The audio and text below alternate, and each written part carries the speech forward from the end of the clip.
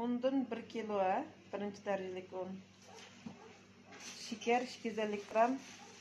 Xemir turuş men 20 gram qildim. Agar kunduz qilganligim uchun, kechda bo'lsa 10 gram qilsanglar bo'ldi.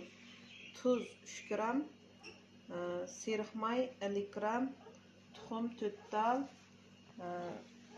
sütdən 300 gram qildim. Bir chiniga sütni quyib elib, bir qo'shiq shekerni selib, habayqi xemir turishimizni sevalımızı. Sevilip bunu aralashtirib, yüzünü boshiyama bilan yuyga qo'yamiz. Un, şeker, tuxum qozonga quyib elib, xemir yo'g'ish qozoniga. Andan keyin mana tayyor bo'ldi. Abay boshiyama bilan yuyga qo'yganimiz tayyor bo'ldi. Bu shuni quyib yo'g'iramiz. Xemir turishini quyib oldik. Endi sütni az-azdan quyamiz. Biroq quyib atmanglar, chunki unniki nemisi o'xshamaydi, ishlatgan unimiz. Xemir, şeker, tuxum, sütlar sal o'zlashganda seriq may bilan tuzni solamiz. Ondan davomli yo'g'iramiz. Mana xemirni yo'g'irib bo'ldik. Endi bo'lishini saqlaylik. Cho'qim yaxshi bo'ldiramiz. Xemirning bo'lgan olti Çokum yaxshi bo'ldiramiz.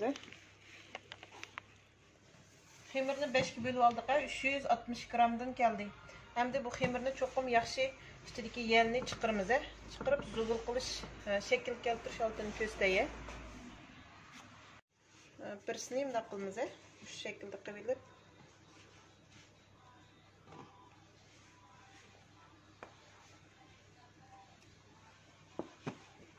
bu shaklda qilamiz.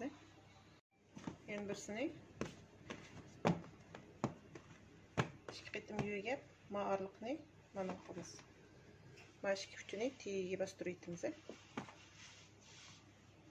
Zugulni yeyilib, azroq may sug'ab yugaymiz, chaqroq yugaymiz. Yugab, buni kesimiz. Kesib, shanjo shakl keltiramiz.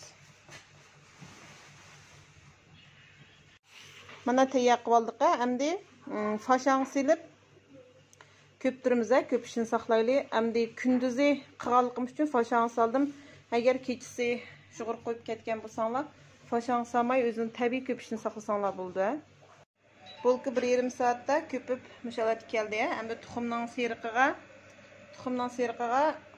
azroq asal temitib, yaxshi aralashtirib elib, sug'ab ustiga sheker pranikni yerimni o'g'itib chachima.